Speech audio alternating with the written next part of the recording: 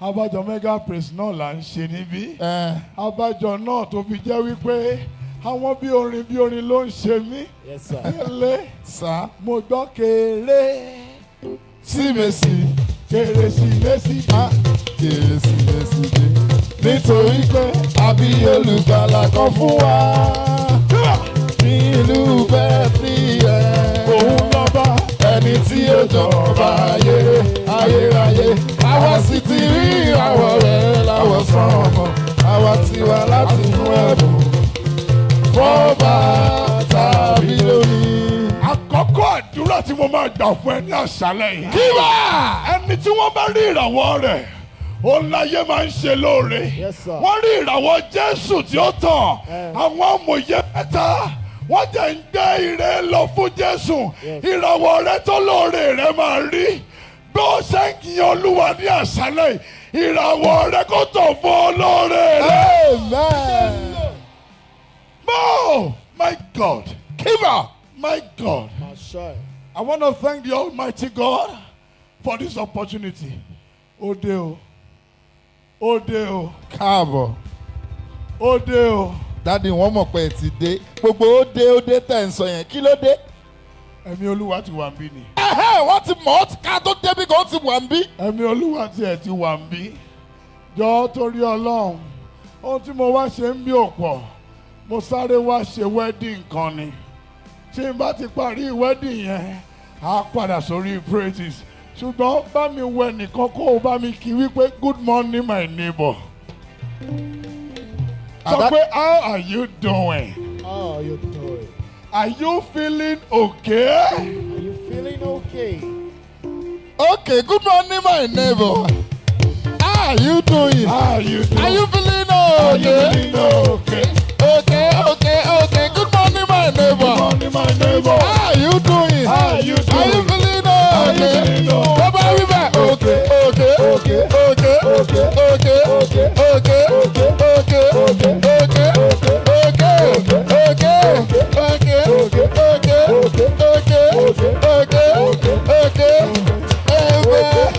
Amen. That is, they are all feeling okay. O ṣé o, thank you so much. Ẹgẹ fún tó bá jẹ́ pé this is the first time tí ẹ máa rí ìjọ tí Olúwa gbé lé mi lọ́wọ́. Orúkọ ìjọ wa ni IPM. Ṣáwọn ọmọ ìjọ wa wà níbí? Yes, sir.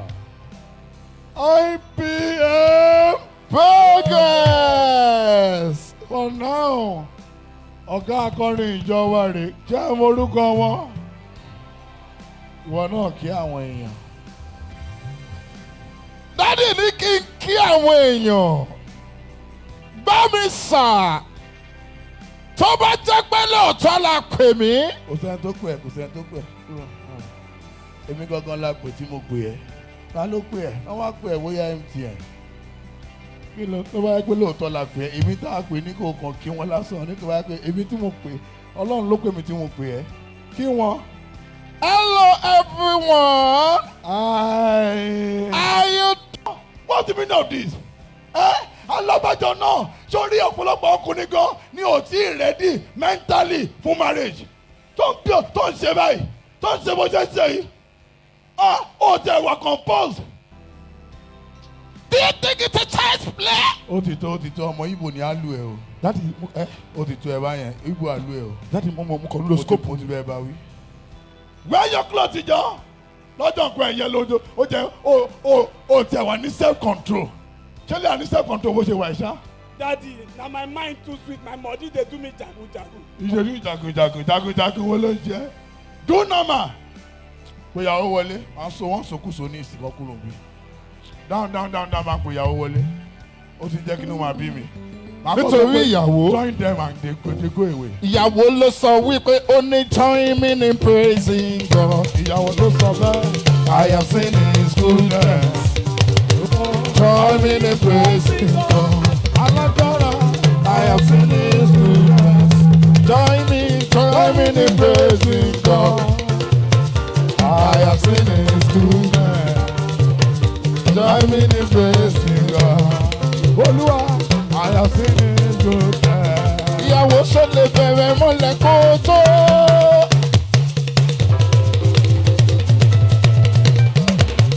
Jésù dáadáa. Ìyàwó ó ti wáyé bíbí kan ẹ̀ oyin bíbí kan ẹ̀ oyin bíbí kan ẹ̀ Ema. Ẹjọ́ bọ̀dà bíríbírí láyé ń yí ẹ bọ́sàpá àbí.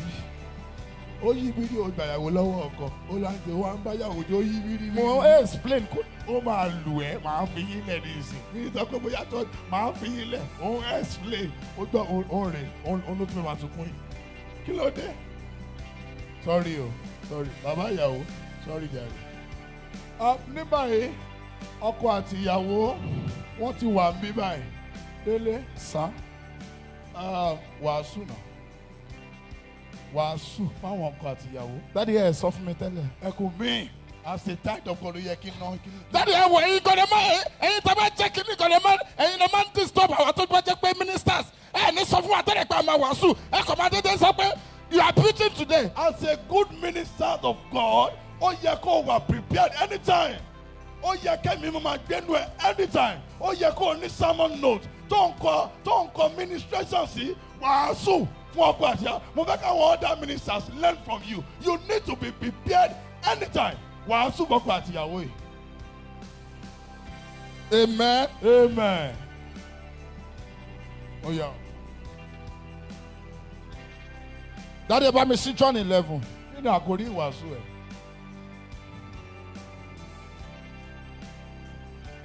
Mr. Man, congratulations. Kí ni Madam. àkórí ìwàásù ẹ̀? Dádì àkòrí ìwàásù mi ni Lásárù. Lásárù lọ́jọ́ nǹkan ẹ̀yẹ. Sẹ́yìn náà sọ fún mi tẹ́lẹ̀. Ẹ sọ fún mi tẹ́lẹ̀ pé máa wàásù. Wà wá Lásárù lọ́jọ́ wedding. Dádì ó ní mò ń lọ ẹ sọ fún mi tẹ́lẹ̀ ó jọ bá mi lójú ó bẹ́yìn lójijì ó bẹ́ mi náà lójijì ni. Ẹ wá gbà mí Lásárù lọ́jọ́ wedding. Kí ló kan Lásárù àti wedding pọ̀? Dádì ó níbi tí mò ń lọ. Òṣìṣẹ́ mi mọ̀ lè ṣe. John 11. Ẹ lọ 30. Mo ń bọ̀.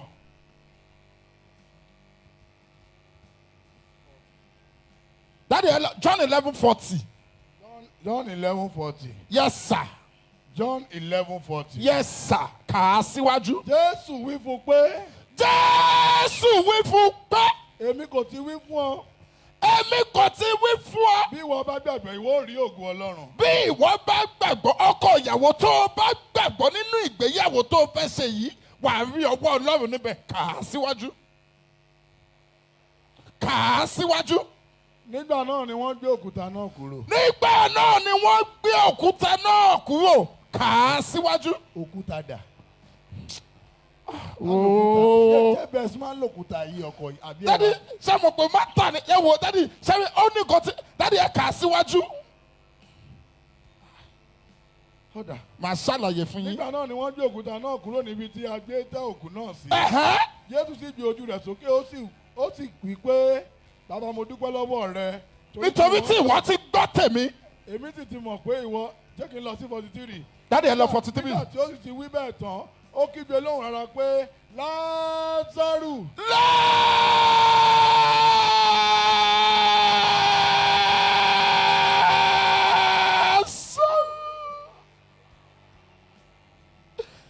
Ẹ kà síwájú. Kí ló wá ń pa ẹ́ lẹ́kún? Dádì mo ṣe ó kígbe lóhùn rárá dádì ẹ kà síwájú. Jáde wá. Jáde wá. Ó ti tán. Ẹ̀mí èlò lọ kọ́ síbẹ̀. Ẹ̀ẹ̀kan ni. Dádì ṣebí nǹkan tí mò ń tú àti sọ níbẹ̀ ni wípé ṣebí ọkọ ìyàwó yìí bó ṣe wà yìí kò tí ì mọ ìpele tó ń ṣe ń wọ̀ báyìí so bó ṣe ṣe dádì òun bó ṣe wà yìí ọkùnrin ni o kò ń ṣòkú bọ̀ mò ń pè é pé kó jáde wá sínú ìgbéyàwó ẹ̀ kó fi ayé ẹ̀ ṣẹlẹ̀ kó fi ayé ẹ̀ ṣúlẹ̀ kó fi ayé tí ò tí ì mọ nǹkan tó ń ṣe kó fi sílẹ̀ ni mò ń pè wá kó jáde. Lásárù sọ́ọ̀rì ọkọ ìyàwó bọ́ síbí ó ti yé mi kò pìpì ẹ̀ lóòótọ́ èmi tí mo fi lọ ẹ ni pàǹdà báìbù mi dání Ọlọ́run jẹ́ kẹ́yìn ẹ̀yin young ministers Ọlọ́run jẹ́ kẹ́ ẹ ga torí bẹ́ẹ̀ tí máa ṣe nìyẹn ordinary assignment kù Lásárù lọ́jọ́ wedding bàbá ìyàwó ṣe ẹ tán wọn yín wá abẹ́fẹ́ mu lọlé padà ni Bó wá marry ni. Well, ìgbéyàwó ṣe pàtàkì. Ọkọ ìyàwó kì í ṣe torí ipò ọkọ ìyàwó post ní husband jẹ́ kì í ṣe gbogbo ọkùnrin ló jẹ́ ọkọ ìyàwó but nígbà tí o bá ti nífẹ̀ẹ́ ìyàwó ẹ̀ tó ti nífẹ̀ẹ́ tó jẹ́ pé bóyá o fẹ́ máa ní sùúrù la fi ń ṣe ọkọ obìnrin. When you accept to become a husband, that means you have accepted to hold on to a position of someone that can be patient. Bákan náà ìyàwó o gbọ́dọ̀ tẹríba fún ọkọ ẹ nígbà tó bá tẹríba fún ni wàá fi máa rí wàá máa fa ìfẹ́ sí ọ̀dọ̀ ẹ. Lásàrò ẹ ló ń confuse mi sórí nǹkan tó dálẹ̀ ò lè bàjọ́ ìjẹ́. Ní báyìí ìjà rí ẹnìkan tó ní ìdí. Daddy, can I unveil the wife? Kí ló dé? Are you the husband? No, kí gbogbo ayé lè rí nǹkan tó fowó rà ni. Unveil. Ọkọ ìyàwó la unveil nìkan. Jẹ́kọ̀ ọkọ ìyàwó unveil ni. Go and unveil. Ṣé ojú ìyàwó ẹ̀? All right, beautiful. Is there anyone that has one reason or the other why we should not join them as man and wife? Let the person speak now. Gbolo lọ sí bẹ́ẹ̀ tọ̀ ni. Kí ló ṣọkọ ìyàwó? Young man. Hello. Young man. Hello. Are you okay? Hello. Come on, what's happening? Come here. Then Soyi, fún ìgbà kejì, is there anyone that has one reason or the other why we should not join them as? Hey, Ahabuozo, come here. Come back here. Young man, are you okay at all? What is the matter? For the last time, I'm over you. For the last time, is there anyone that has one reason or the other why we should not join them? Ìyàwó. Oh God. Ìyàwó. Báwo lẹ́nu mi lẹ́ẹ̀kan ṣoṣo? Ohun wo ló wà lẹ́nu ẹ̀? Ohun lẹ́ẹ̀kan ṣoṣo. Ọlọ́run ìpè tó pé mi ìyàwó má kó bá mi, ó yá dìde. Ọkọ ìyàwó, come here. What's the problem? Daddy, this is not my wife. It's your wife, Abi. Daddy, I said this is not my wife. Why do you say it's not your wife? Daddy, it has happened in the Bible. When Jacob was seeking the hand of Rachel, they gave him Leah. Daddy, this is not my wife, this is Leah. Ẹjọ́ bàbá ẹ̀kọ́, bàbá ìyàwó. Tó ń ṣẹlẹ̀ bíbá yóò tiẹ̀ wá yé mi mọ́. Ṣé o mọ̀ pé mo sọ fún ẹgbàá tó fẹ́ márì bọ̀bọ̀ yìí rárá bọ̀bọ̀ yóò balẹ̀ náà? Ọmọ mi rèé. Bàbá ẹ̀ dá ọmọ ẹ̀ rèé. See, Daddy, wait, let her talk, let me even hear her voice. This is me, Mary. The voice is sounding like the voice of my wife, but this face I'm seeing, this face I'm looking at is not the face of my wife. And what I'm saying about the face of everyone, Dami? My wife is an extra. No, this is not her face now. Wọ́n bá wa nu kíní tó wà lójú ẹ̀. Sọ́kọ̀ ìyàwó yóò ná. Sọ́kọ̀ ìyàwó. Are you okay? I'm okay. 2 times 2. 2 times 2, 4. 4 times 4. 4 times 4. 60 now. 2x plus 4x plus 3x squared is equal to root 3SAB. Find x. Daddy, you fẹ́ software. Simultaneous. Ó yé mi. Orí ẹ pé. Nu ojú ìyàwó yìí. Bàbá yẹn ti gentle jù. Ìlú wo lẹ ti wá tẹkọ̀ ń sọwọ́ nú ẹnu ẹ? Ẹ bójú ìyàwó lọ́jọ́ nǹkan ẹ̀yẹ ọmọ yín. Lẹ́nu báyìí. Yes. Wò báyìí. Is that your wife? Daddy, look at me. Okay. You see this place to this place. It look like the face of my wife. You see this place to this place, not the face of my wife. Ẹ jọ sá. Ó bá mi bó tòrótòró. Remove everything. Remove everything. Check it, man.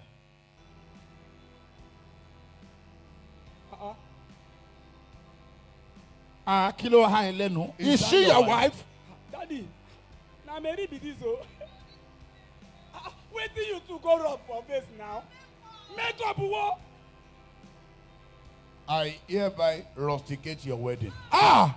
Daddy. Daddy, please. Daddy, ẹ jọ̀ọ́. Daddy, I beg you. I expel your wedding. Daddy, Daddy, ẹ jọ̀ọ́, ẹ má ṣe bẹ́ẹ̀, Daddy, ẹ I jọ̀ọ́. hereby cast out your wedding. Daddy. Let your wedding leave this environment. Daddy. I place your wedding down as a football. Then I move back like C. Ronaldo. and I kick your wedding away. Daddy, I think Dele worry. Get out. That is my fault now. No be your fault. And she collect 250,000 for the makeup. Unda, open a plot of land, soju. But you know, Kai, as a man of God, there is something that the Holy Spirit is trying to point out to me with what is happening. Now, you see, the fact that you know how to hide your sin and put on the makeup of holiness every time you come to the presence of God, that even your pastor will think that you are the most, you are the holiest in the church. The day you meet with Jesus, Jesus will tell you, remove your makeup. You can do makeup for your fellow Christians, brothers and sisters. You can do makeup for your neighbors, and just hide your sin and keep your sin. And they feel like, any ojino to the moru wa to wu. The day you meet with Jesus, he will tell you, remove that makeup. Remove what you are eating to cover your face. Remove the makeup. So exactly what is happening today. Now your wife is an SU. On her day, she has decided to put makeup. But then as the husband, all of us are seeing it as something that is not bad. But you want your makeup, yeah? So that you can see your wife. The day you meet with Jesus, he will tell you, remove your makeup. And at that time, you will know whether to go to heaven or to go to hell. The best you can do at this time is just to ensure that gbogbo àwọn ìwà tó ń fi makeup bò mọ́lẹ̀ yẹn ó tètè ń yọ kúrò, ó ń yọ àwọn ìwà yẹn tètè yọ kúrò, because one day you will meet with your Savior, and on that day there will be no time for makeup anymore. My name is Woli Agba. I'm the prophet with the oil of gladness. Thank you so much. My God. Orin yẹn tún ti wá sí mi lọ́kàn. I am a winner. I am a winner. I am a winner. I am a winner.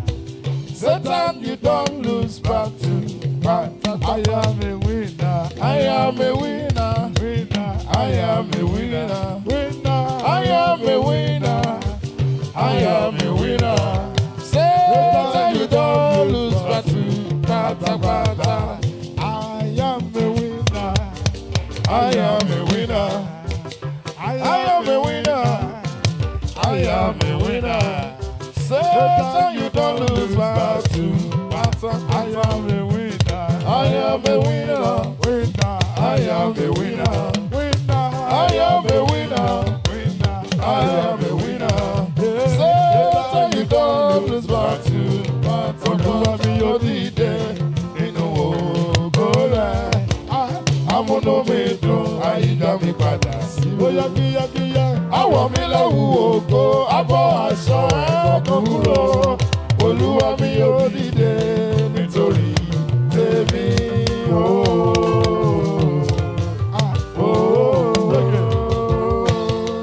We have all come here to praise the Almighty God. But can I tell you that every time we have a crowd like this, when Jesus is passing, tó bá ṣe ń káàkiri, akiri sóre, ó máa fún àwọn èèyàn lẹ́bùn, á máa sóre fún wọn. Obìnrin onísun ẹ̀jẹ̀ ò lè jàdé Jésù. Bátlómẹ́wà afọ́jú náà ò jẹ̀ lè jàdé Jésù. Torí láàrin èrò bó ṣe ń kọjá lọ, Jésù dúró, ó jẹ̀ ṣe Bátlómẹ́wà afọ́jú, ó ṣe lóore. I just wrote a song, very short song. Orin yẹn sọ pé, gbà tó bá ń kọjá láàrin ọ̀pọ̀ ènìyàn. Má kọjá lára mi o láyà. Gbà tó bá ń kọjá láàrin ọ̀pọ̀ ènìyàn. Má kọjá lọ lára mi o láyà. Olúwa. Gbà tó bá ń kọjá láàrin ọ̀pọ̀ ènìyàn. Jésù.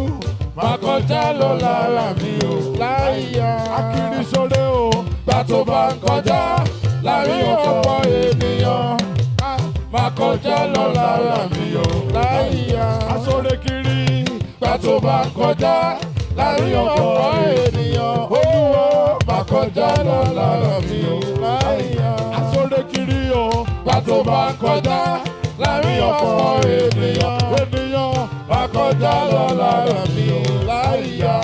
Gbà tí Jésù ń kọjá lọ lọ́nà Jẹ́ríkò Bátólómẹ́ù afọ́jú wà lẹ́bàá ọ̀nà tó ti ń ṣàdé ó gbọ́ gìrìgìrì ẹsẹ̀ èrò tó ń kọjá lọ́nà yẹn wọ́n níta ló ń kọjá lọ wọ́n ní Jésù ọmọ Dáfídì ó bá kígbe lóhùn rárá ó ní Jésù má máa kọjá mi lọ dákun ṣàánú fún mi kó yà lọ́dọ̀ mi ó má kígbe lóhùn rárá ó Jésù má máa kọjá mi lọ dákun ṣàánú lọ́dọ̀ mi kó so lè ríran gbà tó bá kọjá láàrin ọ̀pọ̀ ènìyàn ó bá kọjá lọ lára mi ò láyà akiri sóre ó gbà tó bá kọjá láàrin ọ̀pọ̀ ènìyàn ó bá kọjá lọ lára mi ò láyà asóre kiri gbà tó bá kọjá láàrin ọ̀pọ̀ ènìyàn ó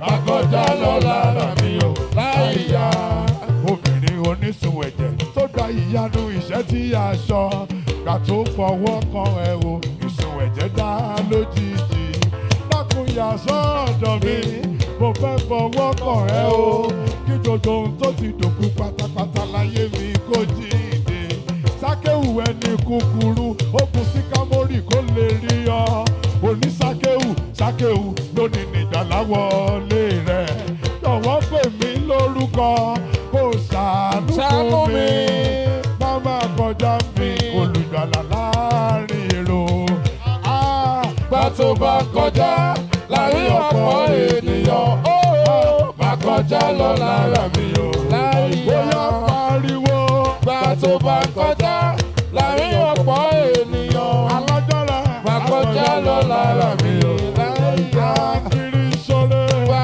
tó bá kọjá láàrin ọ̀pọ̀ ènìyàn ó má kọjá lọ lára mi ò sọlẹ kiri gbà tó bá kọjá láàrin ọ̀pọ̀ ènìyàn ó má kọjá lọ lára mi ò láyà ó yà sọ pé má kọjá mi olùgbàlà gbọ́ àdúrà mi alágbára gbà tí wọ́n bá pẹ́ lómi ìrọ̀ má ṣe kọjá mi.